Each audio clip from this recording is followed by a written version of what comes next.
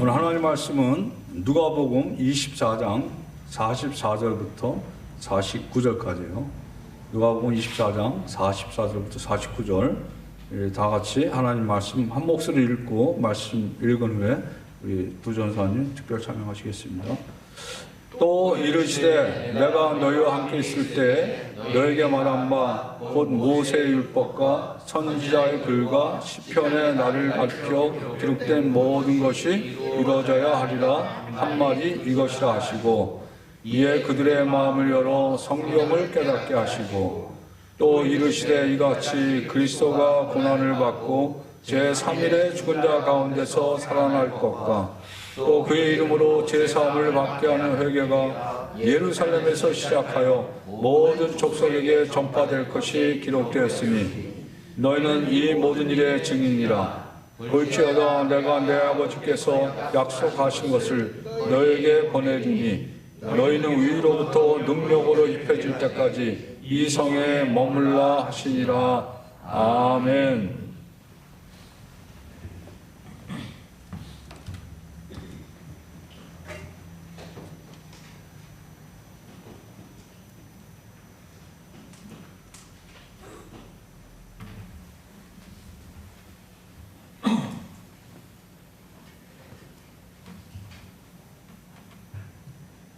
할렐루야. 네. 아멘. 주님은 부활하셨습니다. 아멘. 아멘. 주님은 살아나셨습니다. 아멘. 예, 오늘이 부활절인가요? 아니요. 먼저 주일이 부활주일이었는데 실은 매 주일이 부활주일이에요. 왜냐하면은 예수님이 언제 부활하셨어요? 토요일 안식일 지나서 그 부활주일 오늘날 얘기하는 일요일 새벽에 부활하셨잖아요. 그래서 초대교회가 전에는 토요일 유대인들은 안식을 지켰는데 그 이후로 자연스럽게 이 주일을 오늘날 우리의 부활주일 안식일로 지키게 된 거예요. 그래서 매주일이 부활주일이야. 근데 우리가 이제 부활절만 딱 되면은 요때 찬양도 그렇고 말씀도 요때만 딱 뜨고 그 다음 주에는 또 다른 설교하니까 우리가 이어서 한번 계속해서 그러면 이 말씀이 이어지거든요. 했으면 좋겠다 해가지고 제가 오늘도 부활에 관한 말씀을 이렇게 택했습니다. 이 부활은 기독교의 일부가 아니에요. 부활은 기독교 신앙의 핵심이에요. 기초. 집 지을 때 주춧돌을 놓잖아요. 그 주춧돌이 있어야 기둥을 세우는 것처럼 이 부활이 없으면은 기독교가 세워질 수가 없어요. 그냥 다른 종교하고 똑같아요. 부활은 우리 기독교의 핵심 진리예요. 그래서 고린도전서 15장에 보면은 바울이 뭐라고 얘기하냐면은 그리스도께서 죽은 자 가운데서 다시 살아나셨는데 너희 중에서는 어떤 사람이 왜 부활이 없다고 하느냐. 그 당시 고린도 교회 안에 이 예수님의 육체적인 부활을 안 믿는 교인, 성도라고 볼 수는 없죠. 교인들이 있었어요. 그냥 우리 죽으면은 영혼은 영원히 살지만 육체는 그냥 땅으로 돌아가는 거지 어떻게 육체가 사냐. 그러니까 바울이 그 15장 전체에 걸쳐서 부활에 관해서 얘기하는 거예요. 만약 예수님께 다시 살아나지 못하셨으면 우리가 전하는 것도 헛것이고 믿음도 헛것이고 우리가 가장 불쌍한 자. 그렇게 바울이 이야기해요. 그러면서 우리가 거짓말쟁이가 된대. 왜 거짓말쟁이 돼? 예, 부활 안 하셨는데 우리가 예수님 부활하셨다는 거짓말하는 거잖아요. 그래서 이 부활은 우리 기독교 신앙의 가장 중요하고 기초적인 진리예요. 근데 바울이 이 부활을 주장할 때 첫 번째 부활이 왔다는 것을 어떻게 알 수 있느냐? 성경에 기록된 대로 예수님께서 죽으시고 4일 만에 부활하셨다는 거예요. 고린도서 15장 3절 4절에 이렇게 기록됐잖아요. 성경대로 그리스도께서 우리 죄를 위하여 죽으시고 장사 지낸 바 되셨다가 또 성경대로 사흘 만에 다시 살아나사. 이 성경은 구약 성경을 이야기하는 거예요. 왜냐하면 이 당시 신약 성경이 아직 안 써져 있었기 때문에 구약 성경의 기록대로 예수님께서 그렇게 살아나셨다는 거예요. 근데 오늘 우리가 읽은 누가복음에 똑같이 얘기해요. 44절 한번 같이 읽어볼까요? 또 이르시되 내가 너희와 함께 있을 때 너에게 말한 바 그 모세의 율법과 선지자의 글과 시편의 나를 가리켜 기록된 모든 것이 이루어져라 한 말이 이에 그들의 마음을 열어 성경을 깨닫게 하시고, 자 45절에 성경을 깨닫게 하시고 했는데 이 성경은 앞에 구체적으로 모세의 율법, 모세의 율법이 뭐예요? 모세가 쓴 성경, 창세기부터 시작해 창세기, 출애굽기, 레위기, 민수기, 신명기 5권. 그리고 선지자, 유명한 이사야, 에레미야 이런 선지자 글, 또 시편, 우리 시편 잘 알잖아요. 이 성경을 얘기하는 건데 거기에 이미 예수님의 죽으심과 부활, 또 탄생, 예수님에 관한 모든 것들이 다 기록돼요. 예수님이 어떻게 이 땅에 오시고 또 사역하실 것인가. 이사야 66장 보면 또 그런 게 나오는데, 그러니까 제자들이 그걸 잘 몰랐는데 지금 예수님께서 제자들의 마음을 열어서 성경을 깨닫게 하셨다는 거예요. 그러면서 정말 그렇구나, 정말 그렇구나. 자, 구체적으로 우리가 누가복음 24장에도 또 이런 말씀이 있어요. 그리스도가 이런 고난을 받고 자기의 영광에 들어가야 할 것이 아니냐 하시고 이에 모세와 모든 선지자의 글로 시작하여 모든 성경에 쓴 바 자기에 관한 것을 자세히 설명하시냐. 이 말씀이 뭐예요? 똑같은 24장인데 앞에 가면은 엠마오로 돌아가던 두 제자가 있었어요. 그죠? 글로바하고 다른 사람은 이름이 안 나와. 이 사람들이 예루살렘에서 예수님 부활하셨다는 소식을 들었어. 근데 그게 도저히 안 믿어지는 거야. 그래 둘이 가면서 야, 어떻게 사람이 죽었다 살아나냐, 그거 정말 웃기는 일 아니냐, 왜 거짓말도 그런 거짓말을 하냐. 근데 어떤 사람이 딱 동참한 거야. 그래서 그 사람하고 이제 같이 이야기를 막 해가는데 그분이 뭐라고 얘기하는지 아세요? 요거 25절 요 앞에 이르시되 미련하고 선지자들이 말한 모든 것을 마음에 더디 믿는 자들이요. 그 사람들한테 야단치는 거예요. 그러면서 이제 이 말씀 하시는 거예요.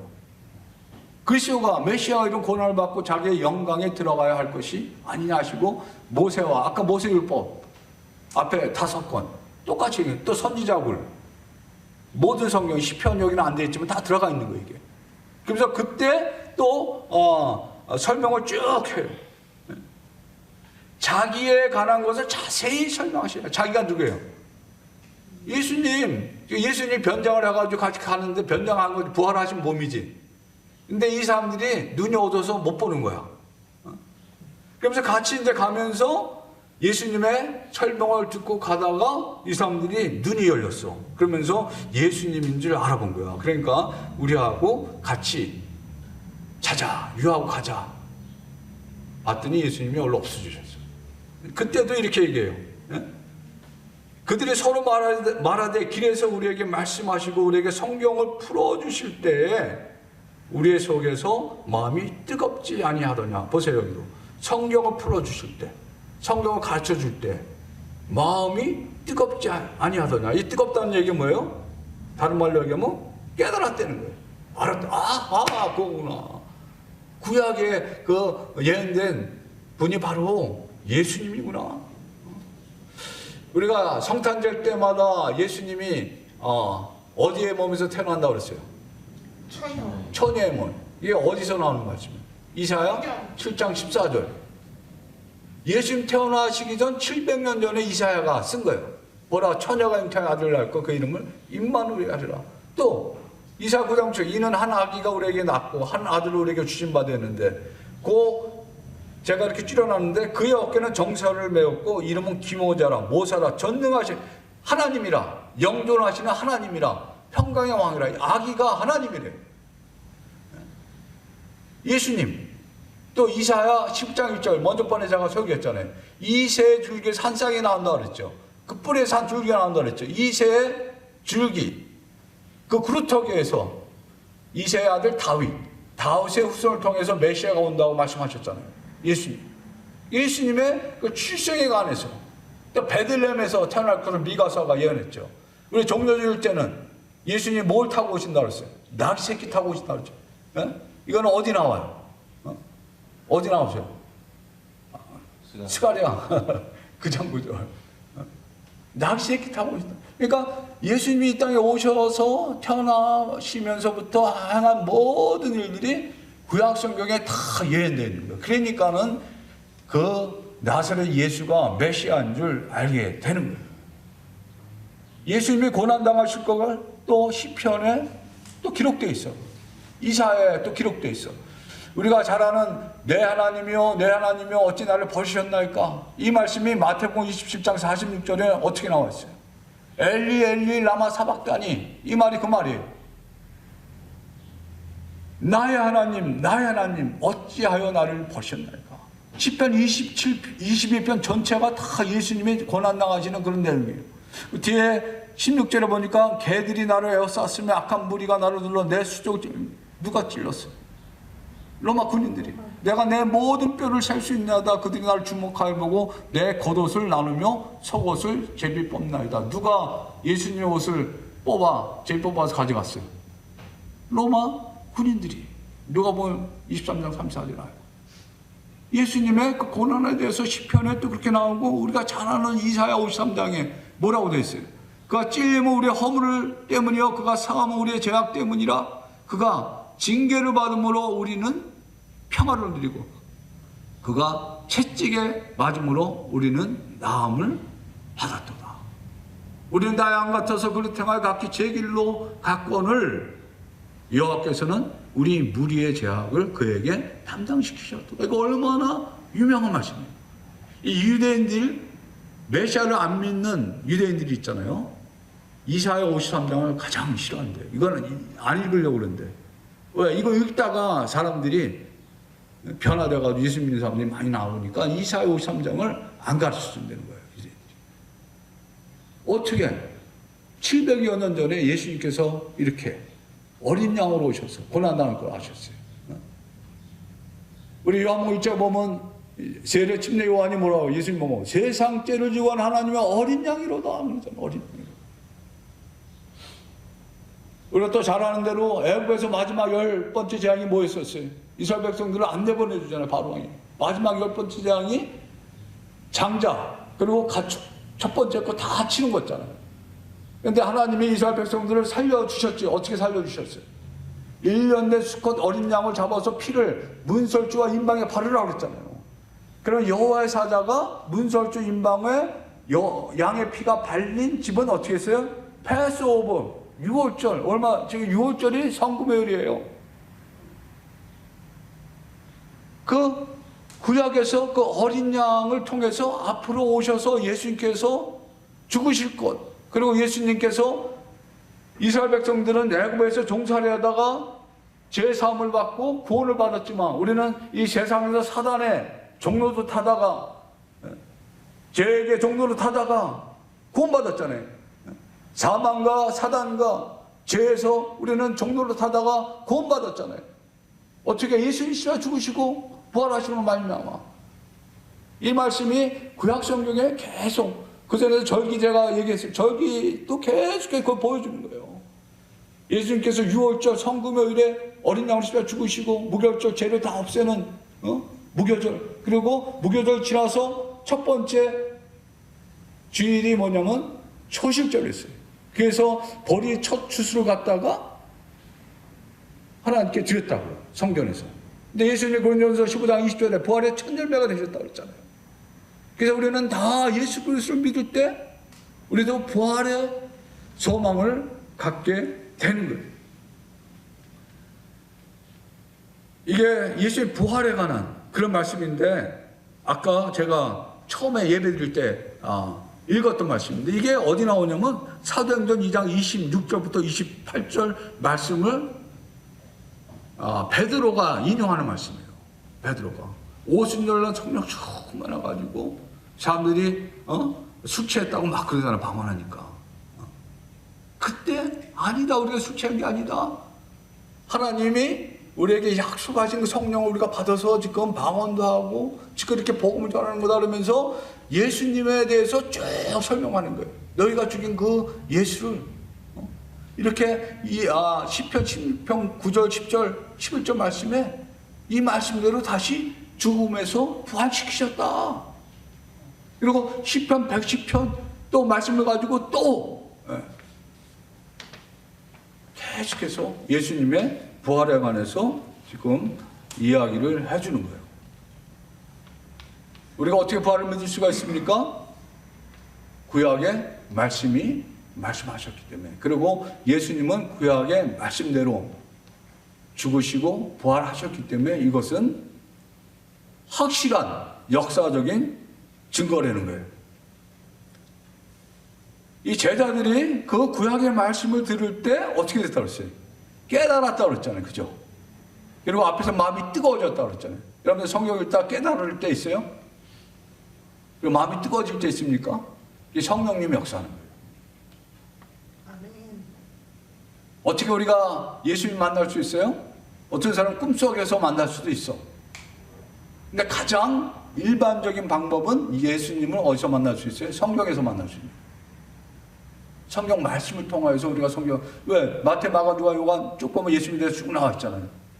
그리고 구약을 읽다가도 그 전에 몰랐던 말씀인데 이게 예수님이 가는 말씀이네? 공부할수록 그런 게 이제 점점 보이는 거예요.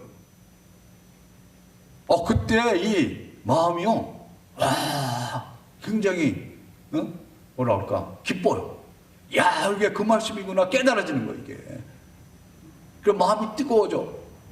또 어느 때 육신도 뜨거워져, 육체도. 하나님의 임재가 있으면 이 몸도 뜨거워질 때가 있어요. 근데 하나님의 그 말씀을 깨닫는 것이 바로 하나님 만나는 거예요. 이 제자들도 그 말씀이 깨달아질 때 우리 속에서 마음이 뜨겁지 아니하냐 그랬잖아요. 이게 성령의 역사예요. 왜? 성령님이 오시면은 지금 우리가 읽은 말씀을 보면 성령님이 이제 오실 거라고 누가가 얘기를 했거든요. 성령님이 오시면 요한복음 14장 26절에 무슨 말씀이냐면 보혜사 곧 아버지께서 내 이름으로 보내실 성령 그가 너에게 모든 것을 가르치고 내가 너에게 말한 모든 것을 생각나게 하리라. 예수님이 말한 모든 말씀들이 다 공간복음서에 있잖아요. 성경에. 그것을 깨닫게 하시고 또 기억나게 하시고 그렇게 하시기 때문에. 그리고 진리의 성령이 오시면 요한복음 15장 23절은 진리의 성령이 예수님을 증언하실 거예요. 그래서 성령님은 가장 주된 사역이 뭐냐면 예수님을 증거하는 거예요. 이렇게. 우리 사람의 입을 통해서 또 뭐예요? 말씀을 통해서. 그래서 하나님이 우리에게 주신 선물이 성경. 그죠? 한번 생각해 보세요. 왜 우리가 이렇게 성경을 읽고 공부하고 자꾸 성경 공부하라고 그러고 읽으라고 그러는지. 이게 하나님의 말씀이에요. 예수님이 하나님 말씀대로 그대로 오신 거예요. 또 예수님이 하나님 말씀대로 다시 오실 것을 예언하셨잖아요. 다시 오실 거예요. 또 이 세상도 성경 말씀대로 다 이루어져요. 그렇기 때문에 우리가 성경을 알아야 된다는 거예요.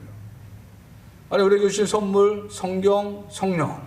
또 말씀을 처음에 잘 모르잖아요. 그죠? 누가 필요해? 선생님 필요해. 선생님.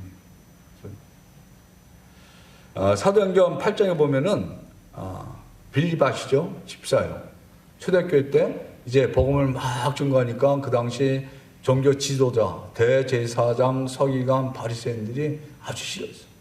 다 죽이려고 했어요. 그래서 사도회는 다 흩어졌다고 했어요. 빌립도 이제 예루살렘 떠나가다가 성령님이 빌립 보고, 야, 저기 어떤 사람이 병거를 타고 가는데 저 사람이 에디오피아 넷이다. 저 사람한테 가가지고 복음을 전하라. 가니까 정말 이 에디오피아 넷이가, 제가 에디오피아 또 선교하고 그러잖아요. 그 정교회가 있어요, 에디오피아에. 성경 읽다 보니까 빌립이 이사서를 읽는 거야. 그래서 빌립이 이렇게 얘기해요. 선지자 이사야가 글 읽는 것을 듣고 말하되 읽는 것을 깨닫느냐? 대답하되 지도해 주는 사람이 없으니 어찌 깨달을 수 있느냐? 하고 빌립을 청해요. 그러면서 술에 같이 타. 읽는 성경 구절은 이것이니 일러스되 나갔네. 네. 그가 도살자에게로 가는 양과 같이 끌려갔고 털 깎는 자 앞에 있는 어린 양이 조용한과 같이 그의 입을 열지 아니하였도다. 네. 이사야 53장 7절 말씀을 지금 읽은 거예요.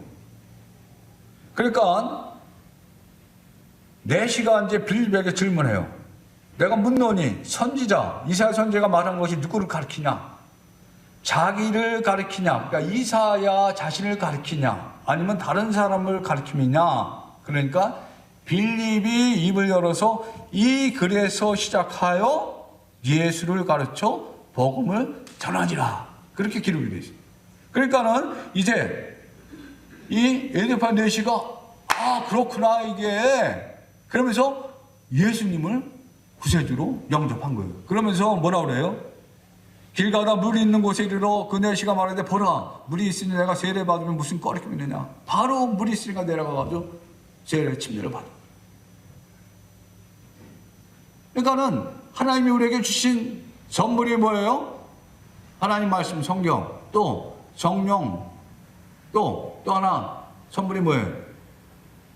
하나님 말씀을 가르쳐주는 교사, 선생님. 그래서 에베소서 보면 목사와 교사라 그래요. 우리 목회자를.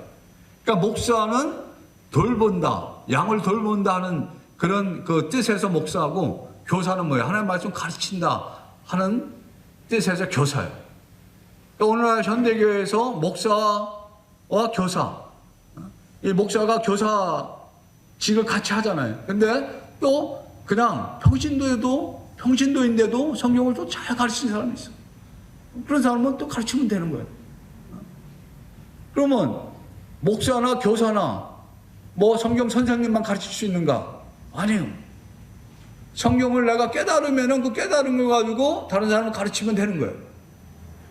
여러분들 디모데후서 3장 16절에 보면은 이런 말씀이 있어요. 같이 한번 읽어보세요. 그러나 너는 배우고 확신한 일에 거하라. 너는 네가 누구에게서 배우고 살며.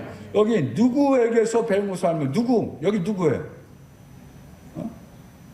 성경 읽어본 사람은 알아. 누구? 에즈모, 루이스, 엄마, 유니게. 그러니까 디모데에게 바울이 쓴 거거든. 바울이 어려서부터 엄마 유니게 또 외할머니에게 배운 거야. 왜 그러면 아빠 할아버지는 안 믿었어. 헬라 사람이야. 그러니까 엄마하고 외할머니가 디모데를 어려서부터 가르친 거예요. 자, 15절에 뭐라고 그랬어요? 같이 읽어보세요. 또 어려서부터 성경을 알았나니 성경은 능히 너로 하여금 그리스도 예수 안에 있는 믿음으로 말미암아 구원에 이르는 지혜가 있게 하는. 자, 보세요. 성경은 능히 너로 하여금 디모데로 하여금 그리스도 예수 안에 있는 믿음으로 말미암아 구원에 이르는 지혜가 있게 하느니라. 복음이 성경 안에 다 들어가 있으니까 구약 성경 안에 다 들어가 있으니까 성경을 아이들에게 집에서 가르치면 아이들이 구원 얻는 거예요. 모태신앙들이 다 그렇잖아요. 또 안 그런 집도 있지만 또 할머니들 어떻게 해야 될 것 같아요? 왜 손자 친손자한테 가르쳐야 될까요? 안 가르쳐야 될까요? 우리 집사람 요즘에 큐티 한다고 해가지고 영어로 된 큐티책 사가지고 우리 손자한테 갖다 주고 읽으라고 너 큐티 했냐고 그러고 계속 볼 때마다 애들이 그랬더니 먼저번에 갔더니 우리 큰애가 그러더래요. 지금 중학교 2학년이거든. 할머니 나 성경 읽었어. 그래. 큐티 했냐? 성경 그게 아니고 마태복음부터 읽고 있다고 그러더래. 그러니까 자꾸 그렇게 하니까 애들이 또 읽는 거야. 이 부모에게 또 할아버지 할머니에게 책임 있는 거예요. 아이들을 말씀으로 양육해야 돼요. 아멘. 이 약간 세대 먼저번에 갔더니 가르쳐야 되겠어요? 말해야 되겠어요? 가르쳐야 되는 거예요. 예수님이 성경대로 그대로 죽으시고 부활하고 승천하셨어. 성경 말씀. 성경 말씀대로 태어나시고 또 성경 말씀대로 오실 거야. 또 성경 말씀대로 예수 그리스도를 믿는 자들은 구원을 받고 예수 그리스도를 믿지 않는 자들은 구원을 못 받을 거야. 이게 성경의 말씀이에요. 그러면서 오늘 또 누가복음 47절에 또 그의 이름으로 죄 사함을 받게 하는 회개가 예루살렘에서 시작하여 모든 족속에게 전파될 것이 기록되었으니 이랬어요. 자, 여기 보면 그의 이름이 누구예요? 예수님의 이름으로 죄 사함을 받게 하는 회개가 예루살렘에서 시작하여 모든 족속에게 전파될 것이라는 거예요. 우리가 이제 성경을 좀 읽다 보면은 이게 그 말씀이구나 하고 알아요. 사도행전 2장에 보면은 오순절 성령 충만한 받은 베드로가 아까 제가 말씀 설교를 쫙 하기 시작했어요. 아까 얘기한 시편 16장 8절부터 인용해가지고 쭉 얘기하고 또 시편 110편 1절도 인용하고 여기 보면 사도행전 2장 29절에 이렇게 되어 있어요. 형제들아 내가 조상 다윗에 대해 담대히 말할 수 있느니 다윗이 죽어 장사되어 귀모가 그 묘가 오늘까지 우리 중에 있도다. 그는 선지자라 하나님이 맹세하사 그 자손 중에서 한 사람을 그 위에 앉게 하리라 하시 말고 그 자손 중 다윗의 자손 중에서 메시아가 온다 그랬잖아요. 그 위는 뭐냐면 왕위에 앉게 하리라 하심을 알고 미리 본 거로 그리스도의 부활을 말하되 그가 음부의 버림이 되지 않고 그의 육신이 썩음을 당하지 아니하시리라. 다윗이 알았다는 거. 이게 성령의 감동으로 이 예수를 하나님이 살리신지라 우리가 다 이래 증인이로다. 아까 누가복음 똑같이 쓴 누가가 이 말씀을 이어서 또 하는 거예요. 하나님 오른손으로 예수를 높이시며 그 약속하신 성령을 아버지에게 받아서 너희가 보고 듣는 이것을 부어주셨느니라. 그러면서 그 이스라엘 백성들이 지금 설교를 계속하는 거예요. 다시 하늘에 올라가지 못하였으나 친히 말하여 이르되 주께서 내 주에게 말씀하시기를 내가 네 원수로 네 발등상이 되게 하기까지 너는 내 우편에 앉아있으라 하셨도다. 이게 시편 110편 말씀 인용한 거예요. 여기 보면 주가 두 번 나와요. 주께서 내 주에게 말씀하시기를. 다윗이 자기의 후손으로 오시는 그 예수 메시아를 뭐라고 불러요? 내 주에게. 여기 첫 번째 내 주께는 시편 110편 여호와예요. 여호와께서 내 주 예수님에게 말씀하시기를 내가 네 원수 사단으로 네 발등상이 되게 하기까지 너는 내 우편에 앉아있으라. 지금 예수님 하나님 보좌 우편에 앉아 계시잖아요. 그런즉 이스라엘 온 집은 확실히 할지니 너희가 십자가에 못 박은 이 예수를 하나님이 주와 그리스도가 되게 하셨느니라. 하나님과 그리스도 구세주가 되게 하셨다는 거예요. 그러니까 이 말을 듣고 사람들이 마음에 찔려가지고 우리가 어찌할꼬 하니까 그때 베드로가 뭐라고 얘기해요? 너희가 회개하여 각각 예수 그리스도의 이름으로 세례를 받고 죄 사함을 받으라. 그러면 성령을 선물로 받으리라. 회개하여. 회개가 뭐예요? 나의 죄를 갖다가 다 고백하고 내가 잘못했습니다. 내가 조금 마땅합니다. 나는 앞으로 이렇게 살지 않겠습니다. 그리고 돌이키는 거예요. 마음을 바꾸는 거예요. 옛날에 내 마음대로 다 살았지만 세상의 방법대로 다 살았지만은 이제 예수님의 말씀대로 성령의 인도하심 따라 내가 살겠습니다 하는 게 회개. 그 신앙생활 잘하는 사람들은 뭐예요? 회개를 잘하는 사람들이에요. 왜냐하면 우리는 죄인이기 때문에 우리 저기서 나오는 생각들이 약해요. 그래서 갈라디아서 5장에 보면은 바울이잖아요. 우리 육신의 생각과 이 성령의 생각이 육신의 소욕과 성령의 소욕, 이 디자이어, 원함이 계속 부닥친다는 거예요. 육신을 따를 때는 육신의 그 더러운 열매들이 맺히는데 성령을 따를 때는 성령의 열매가 맺힌다고 그러잖아요. 왜 우리가 말씀을 봐요? 말씀은 거울이라고 했어요. 야고보서가. 말씀을 가지고 우리를 들여다보면은 우리가 얼마나 갖고 더러워요. 그러니까 처음 믿은 사람들은 난 죄가 없는 것 같아. 근데 예수님을 잘 믿으면 믿을수록 점점 내 죄가 더 보여. 옛날엔 저 인간이 잘못돼가지고 내가 그렇게 했는데 지금은 뭐야? 저 인간이 잘못했지만 내 죄가 또 보이는 거야. 야, 내가 이렇게 해가지고 저 인간이 저러는구나. 그러니까 바울이 맨 말년에 뭐라 했어요? 내가 죄인 중에 개수라고 그랬어요.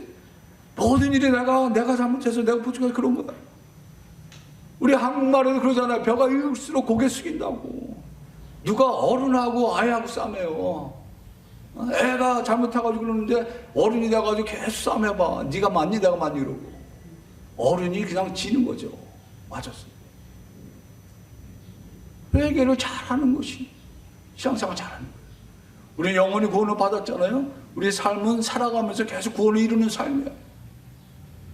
제가 우리 북한 자매들하고 줌으로 예배드리는데, 오늘 새벽에도 예배드리는데 우리 북한 자매들이 돌아가면서 기도하거든요. 근데 제 기도를 들어보면 그 사람의 신앙 상태를 제가 이렇게 알 수 있어요. 근데 오늘 기도한 자매가 진짜 신앙이 많이 자랐어. 그렇게 회개를 많이 하는 거예요. 옛날에 자기가 거짓말했다고 그러고, 옛날에 또 속였다고 그러고. 북한 안에서 살면서 나와가지고 중국에서 얼마나 그런 게 많아요. 다 그렇게 서로 속이고 다 그렇게 사는 그런 사람들이죠. 그러면서 자기 자신에 대해서 그렇게 회개를 하는 거예요. 어느 때는 이제 사람들 기도를 베껴서 유창하게 하는 사람도 있어요.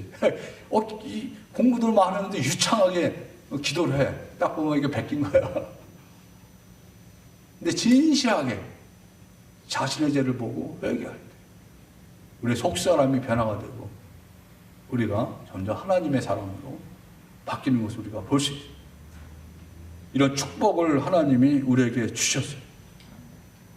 이런 축복을 받는 우리들이 매일매일 말씀 안에서, 성령 안에서 변화되는 역사가 계속 있기를 바랍니다. 기도하겠습니다.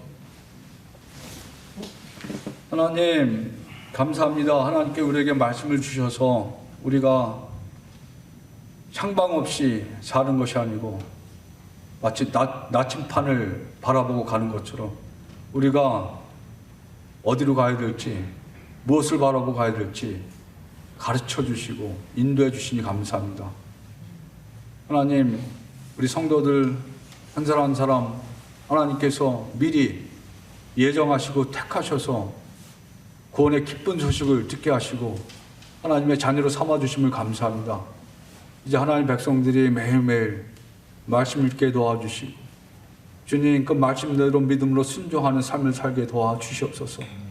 말씀을 읽을 때마다 성령님 그 말씀이 깨닫게 도와주시고 말씀이 살아서 역사하는 생명의 말씀으로 나에게 다가오게 도와주시고 우리가 이 땅을 살아갈 때 어떻게 행해야 될지 알지 못할 때 하나님께 기도할 때 성령님께서 우리에게 지혜를 주셔서 어떻게 행해야 될지 무엇을 해야 될지를 알 수 있도록 주여 도와주시어서 우리의 삶이 정말 하나님이 기뻐하시는 삶, 아버지 우리의 삶이 잃어버린 영혼들에게 하나님의 말씀을 증거하는 삶이 될 수 있도록 축복하여 주시옵소서.